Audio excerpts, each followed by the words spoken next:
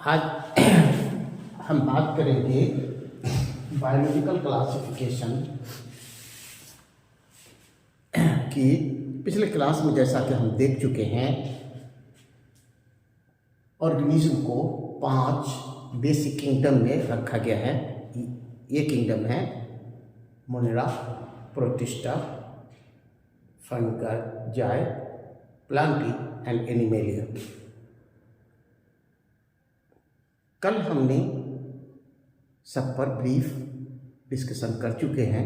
आज हम बात करेंगे किंगडम मोनेरा की।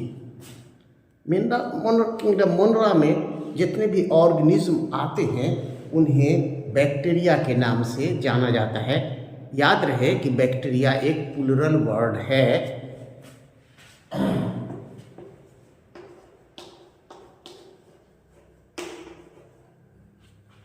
इस बैक्टीरिया का सिंगुलर वर्ड है बैक्टीरिया।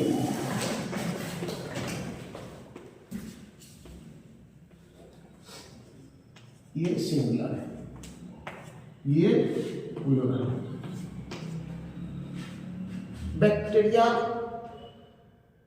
में वे सभी ऑर्गेनिज्म आते हैं जो यूनिसेलुलर होते हैं।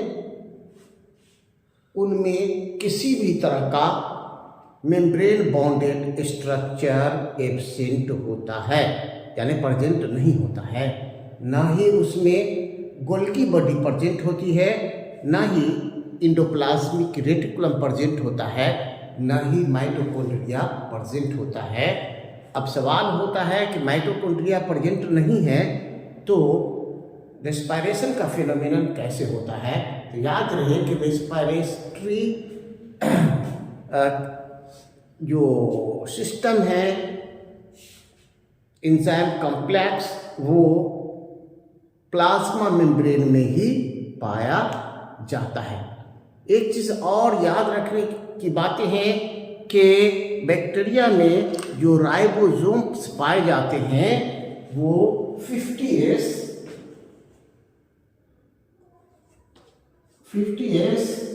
एंड 30S के होते हैं।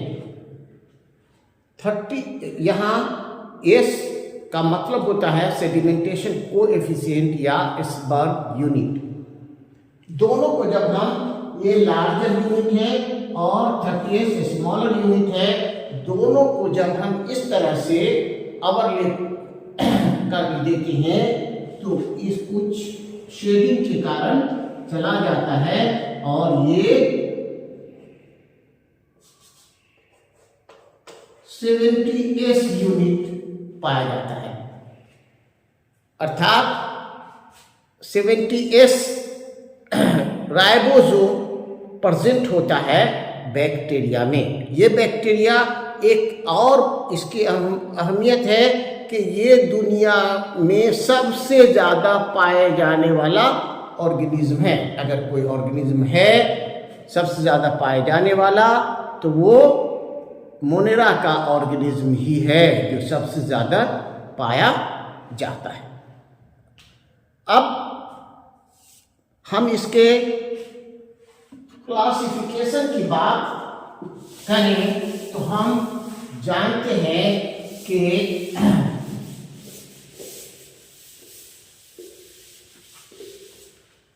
कोई भी चीज़ होता है जब उसका हम क्लासिफाई करते हैं तो कहीं ना कहीं किसी आधार यानी बेसिस को मान करके चला जाता है। तो सबसे पहले हम बात करते हैं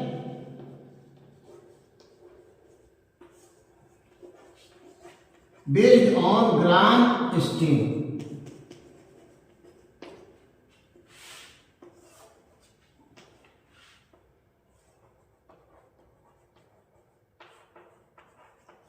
दो तरह का ग्राम स्टील से हम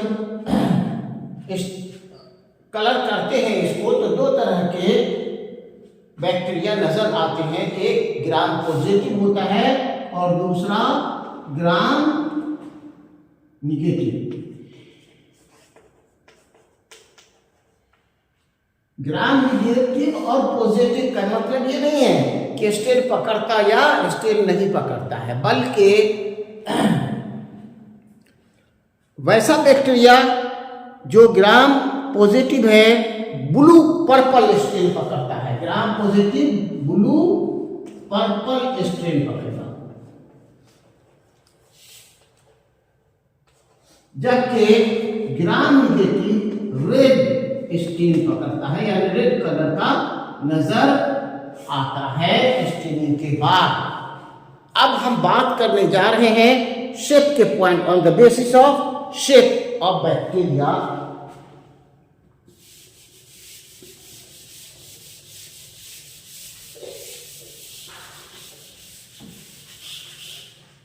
बेस्ड ऑन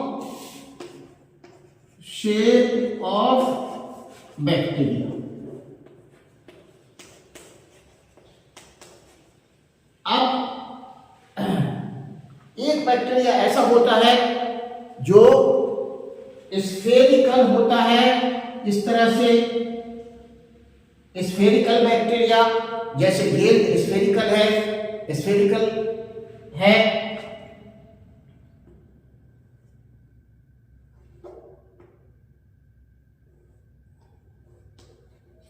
अगर ये स्फेरिकल बैक्टीरिया सिंगुलर है तो कोकस कहलाता है, सिंगुलर में कोकस, और एक से ज्यादा है तो कोसी कहलाता है। अब कोसी है का मतलब एक से ज्यादा है, अब एक से ज्यादा है तो दो जब होगा, एक साथ जब दो होगा तो ये डिप्लोकोकस कहलाएगा।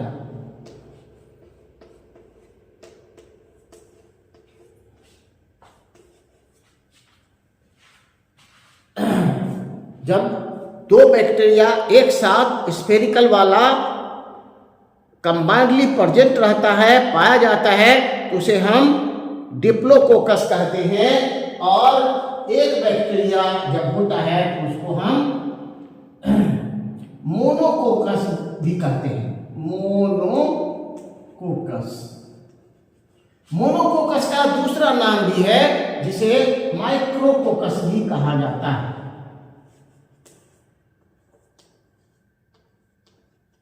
माइक्रोकोकस एक बैक्टीरिया, स्फेरिकल बैक्टीरिया को माइक्रोकोकस कहा जाता है। अब अगर सवाल होता है कि चार बैक्टीरिया एक साथ है तब उसे क्या कहेंगे, ऐसा बैक्टीरिया पाया जाता है, ऐसे बैक्टीरिया को हम टेट्राकोकस कहते हैं, टेट्राकोकस।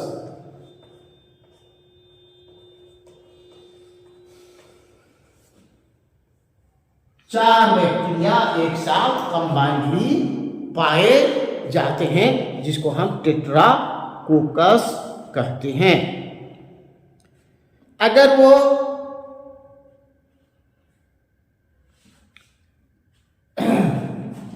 क्यूब के शक्ल में है, सार्किनोबैक्टीरिया कहलाएगा, क्यूब के शक्ल में, यानी तीन तीन तीन तीन तीन तीन, लंबाई भी और चौड़ाई भी उसके बराबर है, तो वैसे बैक्टीरिया को हम सार्किनोबैक्टीरिया कहते हैं। अब एक बात और है कि अगर लीनियरली अरेंज हो जाएंगे कोकस तब क्या कहलाएंगे, तो वैसे कंडीशन में हम स्ट्रेप्टोकोकस कहते हैं। अगर कोकस लीनियरली अरेंज हो जाएंगे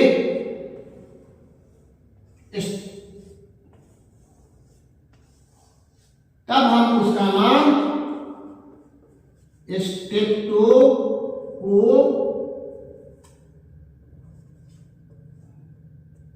स्ट्रेप्टोकोकस कहेंगे। उम्मीद है कि आपने कोकस बैक्टीरिया को समझ लिया होगा। सिंगल अगर स्फेरिकल बैक्टीरिया है तो उसे हम मोनोकोकस या माइक्रोकोकस कहेंगे। अगर 2 एक साथ पाया जाता है तो डिप्लोकोकस कहेंगे। 4 एक साथ पाया जाता है तो हम टेट्राकोकस कहेंगे। अगर 3 लग जाते हैं यानी क्यूब के फॉर्म में पाए जाते हैं तब उसको सार्किनो, ये 3 डायमेंशनल होता है। और स्टेप्टो अगर लीनियर के फॉर्म में अरेंज हो जाते हैं कोकस तो हम स्टेप्टोकोकस कहते हैं। फिर हम किसी न किसी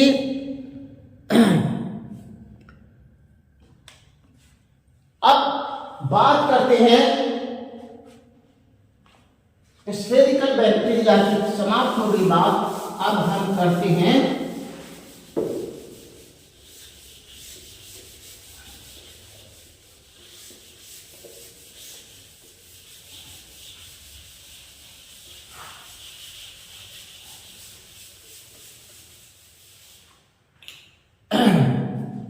अब हम बात करते हैं कॉमा शिफ्ट अगर बैक्टीरिया है तो उसको विब्रियो कहा जाता है, सॉरी विब्रो।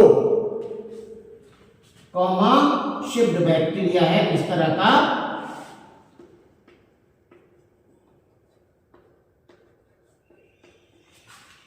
VIBR को विब्रो के नाम से जाना जाता है अगर बैक्टीरिया का शेप कॉमा के जैसा है।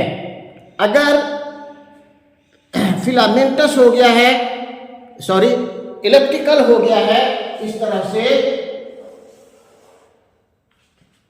तरह से इलेप्टिकल बन गया है, हेलिकल बन गया है, जैसे डीएनए में 2 हेलिक्स होते हैं उसी तरह की संरचना अगर हेलिकल बन गई है तब हम उसका नाम स्पाइरीला कहते हैं। इसका नाम स्पाइरीला। ऐसा बैक्टीरिया जिसका शेप स्पाइरल हो वैसे बैक्टीरिया को हम स्पाइरीला कहते हैं। अब हम बात करेंगे based on mode of nutrition.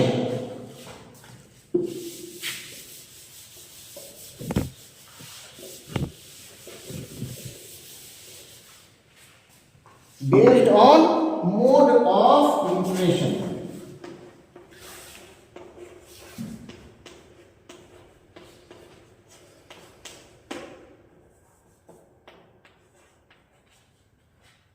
Nutrition के मोड के पॉइंट ऑफ व्यू से ये कई ढंग के हो सकते हैं।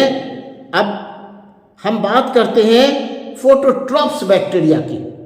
वैसा बैक्टीरिया जो एनर्जी लाइट सोर्स से लेता है वो उसे हम फोटोट्रॉप्स कहते हैं। पहला फोटोट्रॉप्स,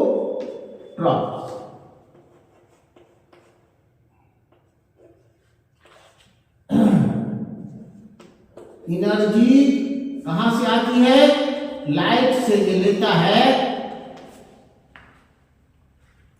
और ये 2 तरह के होते हैं। एक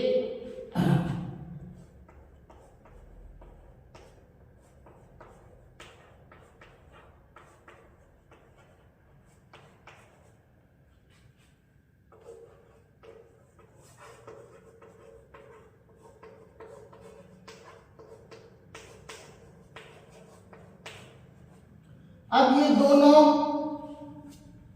में फर्क क्या है? लिथो फोटोट्रॉप्स और ऑर्गेनो फोटोट्रॉप्स। लिथोफोटोट्रॉप्स जो होते हैं उसमें रिड्यूसिंग एजेंट्स यानी प्रोटॉन डोनेट करने वाला एजेंट जो होता है वो इनऑर्गेनिक होता है, जैसे H2S। रिड्यूसिंग एजेंट क्या है? H2S है। जबकि ऑर्गेनो लिथोट्रॉप्स में जो रिड्यूसिंग एजेंट है वो सकीनेट है। ये ऑर्गेनिक होता है सकीनेट। देखिए फोटोट्रॉप्स 2 तरह के हो गए, लिथोट्रॉप्स और ऑर्गेनो लिथोट्रॉप्स। लिथोट्रॉप्स में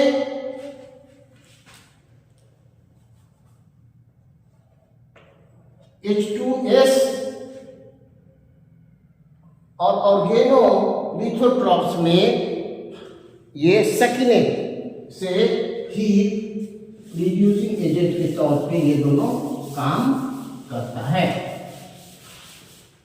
अब हम बात करते हैं, तीसरा भी है इसका, कीमोट्रॉप्स है, नाम है इसका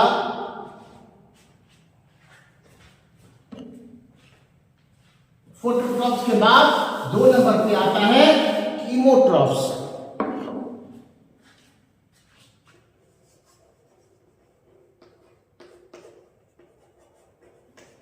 कीमोट्रॉप्स में एक लाइट से नहीं लेता है एनर्जी, बल्कि ये केमिकल से एनर्जी ऑब्टेन करता है, इसलिए नाम इसका है कीमोट्रॉप्स।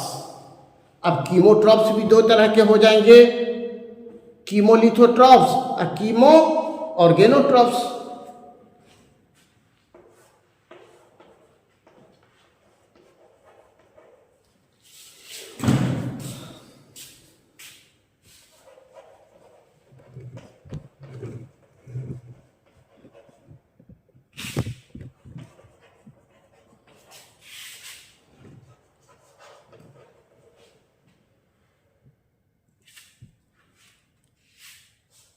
और गिनोट्रॉप्स,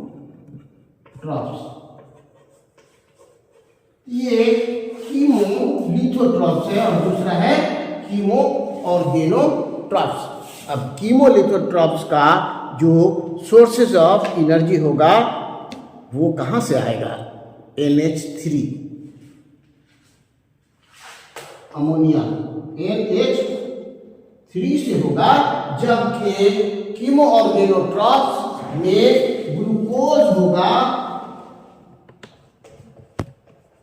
या अमाइनो एसिड्स, यही रिड्यूसिंग एजेंट का ये एनर्जी देने का काम करेगा। अब हम बात करने जा रहे हैं हेट्रोट्रॉप्स की बात करने जा रहे हैं। ये हेट्रोट्रॉप्स क्या होता है? ना ये फोटोट्रॉप्स है ना ही कीमोट्रॉप्स है, बल्कि ये जिस तरह से एनिमल अदर सोर्सेस से लेता है उसी तरह से ये हेट्रोट्रॉप्स है।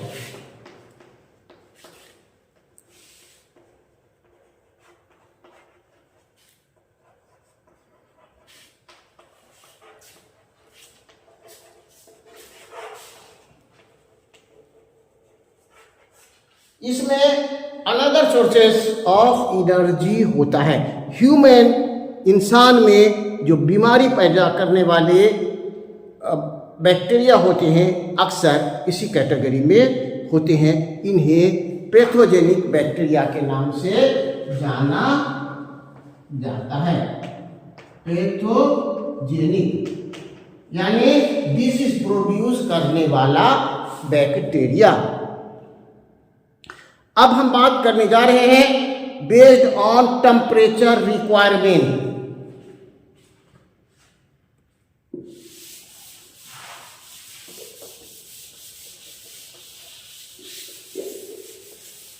बेस्ड ऑन टेम्परेचर रिक्वायरमेंट,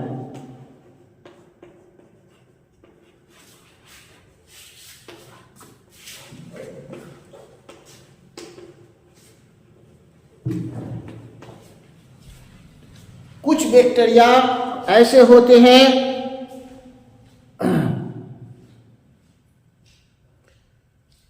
जो 0 से लेकर 20 डिग्री तक सरवाइव करते हैं। ये निगेटिव भी हो सकता है, -0 से और 20। इससे ऊपर जाने पर ये सरवाइव नहीं करते।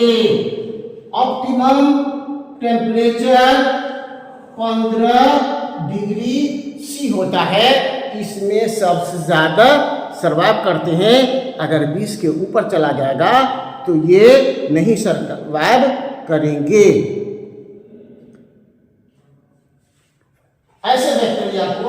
साइक्रोफाइल कहा के नाम से जाना जाता है, साइक्रोफाइल बैक्टीरिया। 0 में भी सर्वाइव करेगा, 15 में ऑप्टिमम होगा सर्वाइवल का रेट, और 20 के बाद ये सर्वाइव नहीं करेगा।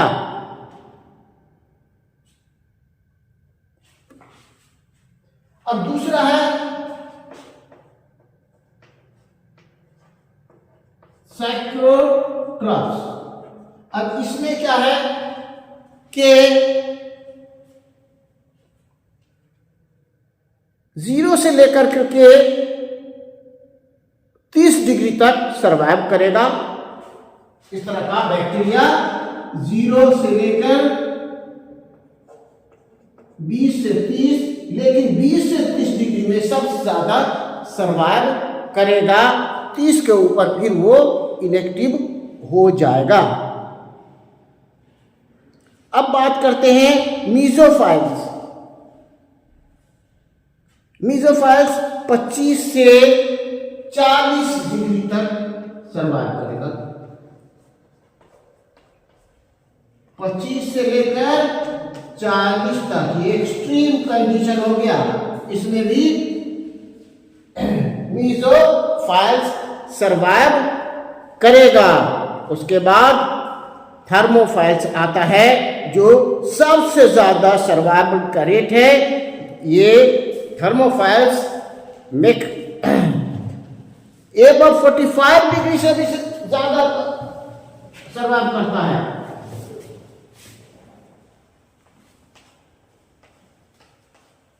एबव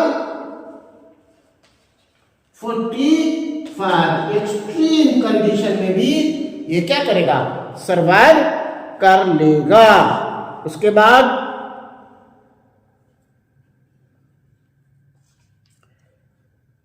हाइपर थर्मोफाइल्स, ये हाइपर थर्मोफाइल्स जो होगा वो 80 से भी ज्यादा डिग्री सेंटीग्रेड पर सर्वाइव करेगा।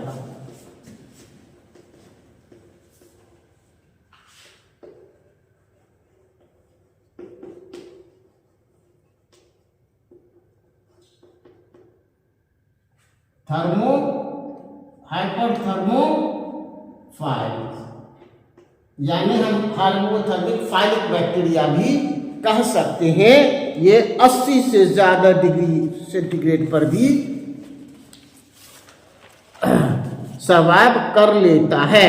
अब ऑक्सीजन के requirement, based on requirement of oxygen,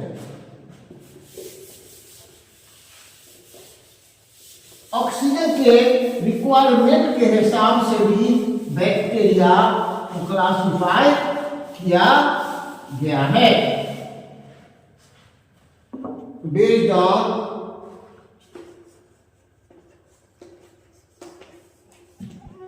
requirement of O2 यानी ऑक्सीजन।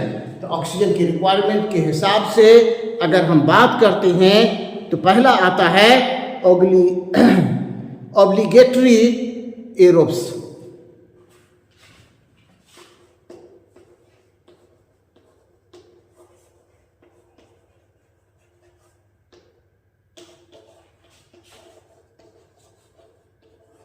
ऑक्सीजन नहीं है, सर्वाइवल मुश्किल ही है, नहीं सर्वाइव करेगा। सिर्फ और सिर्फ in presence of oxygen he survive करेगा। और इसका उल्टा कर दे तो हो जाएगा ऑब्लिगेटरी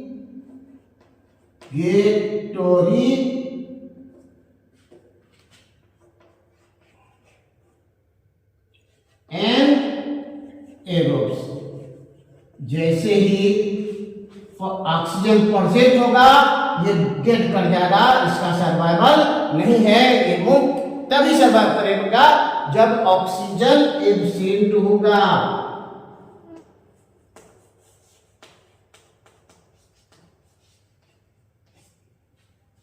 ये ऑब्लिगेट एनारोब्स जो होंगे, ऑक्सीजन ऐसे टॉक्सिक काम करेगा और उसका वो डेथ करा देगा। एक और होता है जो ऑक्सीजन के प्रेजेंट में भी लिविंग रहेगा और ऑक्सीजन के एब्सेंट में भी, जिसको हम फैकल्टेटिव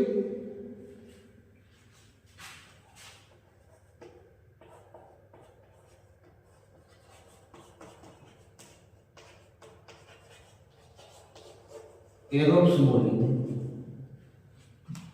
ये प्रेजेंट और एब्सेंस दोनों ही ऑक्सीजन में ये लिविंग होगा। Facultative aerobes in presence of oxygen and in absence of oxygen भी रिवाइव करेगा। दूध से जो दही बनाते हैं लैक्टोबैसिलस, तो वो दूध को ढक भी दीजिए या खुला रखिए, दही जमने में कोई फर्क नहीं पड़ता, यानी बैक्टीरियल ग्रोथ उसमें हो ही जाता है। जैसे लैक्टोबैसिलस है, अगर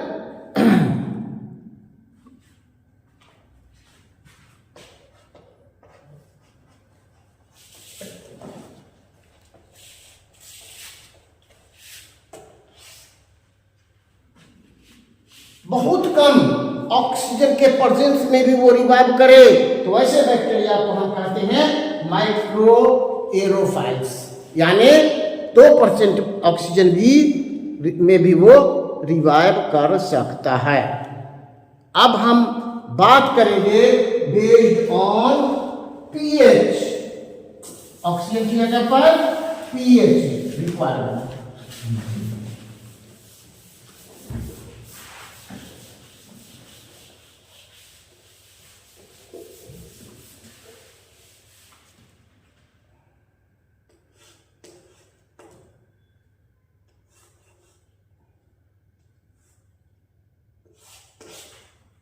स्मॉल पी और कैपिटल एच से डिनोट किया जाता है इसको अक्सर पीएच। अब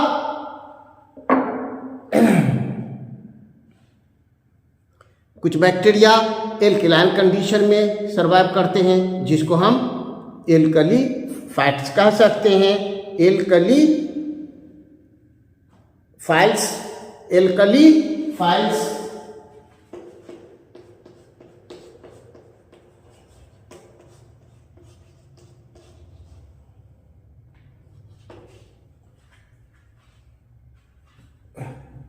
अगर कुछ बैक्टीरिया है जो एसिडिक मीडिया में काम करेगा तो उसका नाम एसिडोफाइल्स हो जाएगा। एल्कली फाइल्स भी हो सकते हैं, एल्कली मीडिया में ही काम करेगा, और बेसोफाइल्स भी होंगे जो बेसिक मीडिया पर ही काम करेगा, उसका ग्रोथ होगा। कुछ बैक्टीरिया ऐसे भी होते हैं जो न्यूट्रोफाइल्स होते हैं, यानी न्यूट्रल पीएच पर काम करते हैं।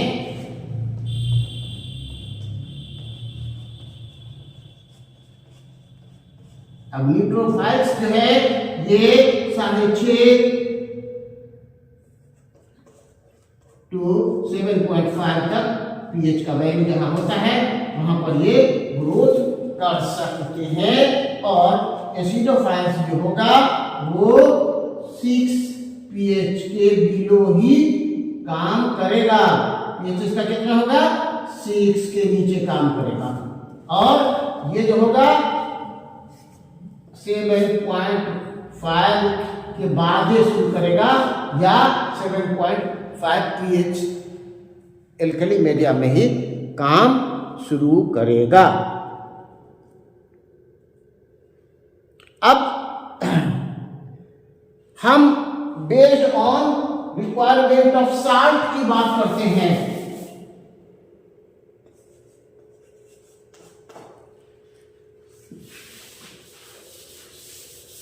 कुछ बैक्टीरिया ऐसे होते हैं जो साल्ट में सर्वाइव करते हैं, थोड़ा सा साल्ट की जरूरत होती है, जो ओशन में पाए जाने वाले बैक्टीरिया हैं।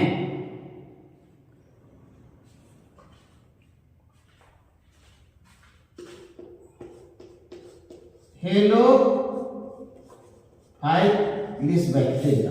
अब हेलोफाइलिस बैक्टीरिया करते क्या है? तो halophiles bacteria moderate amount of salt में रिवाइव कर जाते हैं, जैसे ओशन में मॉडरेट अमाउंट ऑफ साल्ट होता है, लेकिन वहीं ओलिगेट हेटेरोट्रॉफ्स जो होते हैं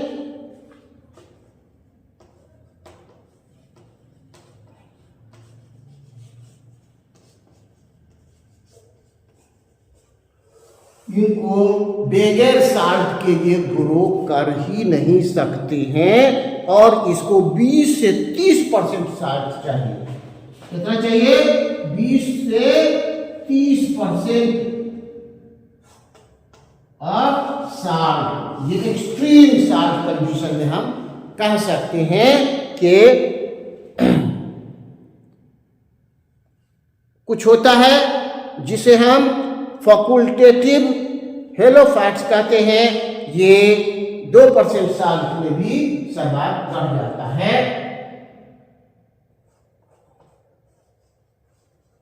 फैकल्टेटिव हेलोट्रॉफ्स ये मात्र 2% साल्ट होगा तभी सर्वाइव कर जाएगा, लेकिन बगैर साल्ट के ये सर्वाइव नहीं करेंगे। अब हम बात कर रहे हैं based on spore formation, based on spore formation.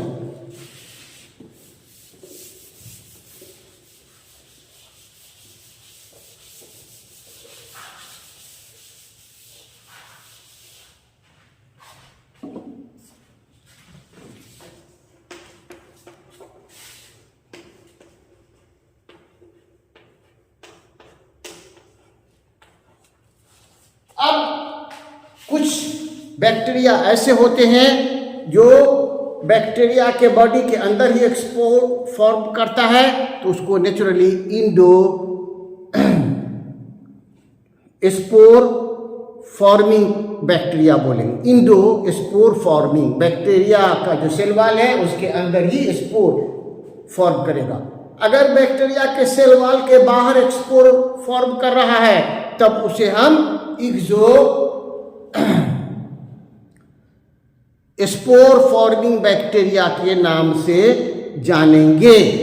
और कुछ कंडीशन ऐसे होते हैं, कुछ बैक्टीरिया ऐसे होता है जिसमें स्पोर का फॉर्मेशन होता ही नहीं है, कंजुगेशन मेथड वगैरह से वो रिप्रोडक्शन करता है। याद रहे कि स्पोर हमेशा अनफेवरेबल कंडीशन में ही बनता है, और वो प्रोटेक्टिव डिवाइस है जो अनफेवरेबल कंडीशन में सर्वाइव करने के लिए ज़रूरी होता है।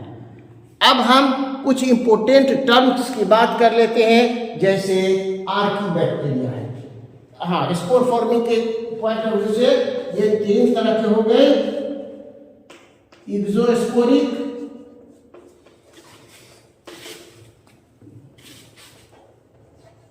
इंडोस्पोरिक और एस्पोरिक। इसमें कोई स्पोर बनता ही नहीं है, ये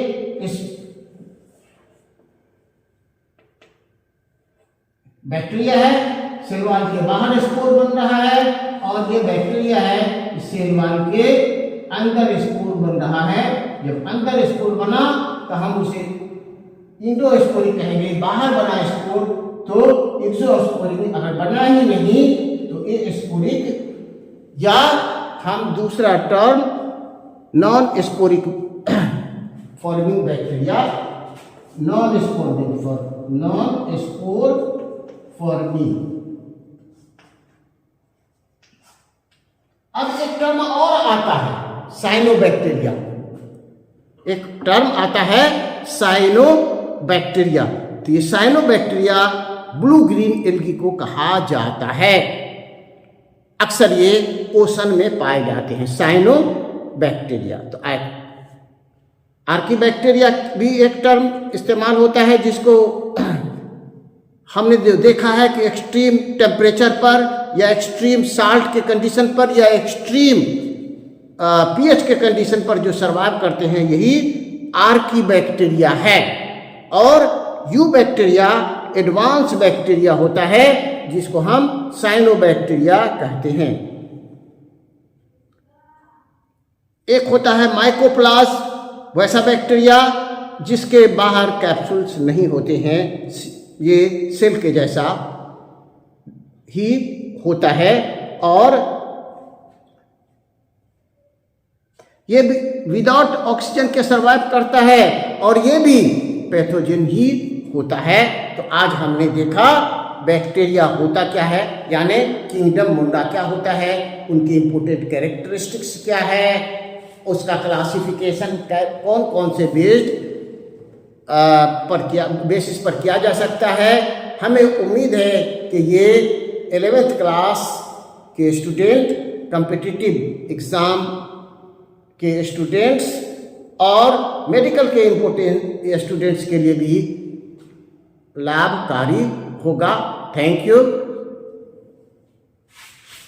प्लीज़ वीडियो को सब्सक्राइब करें, शेयर करें, लाइक भी कर दें प्लीज़। Thank you.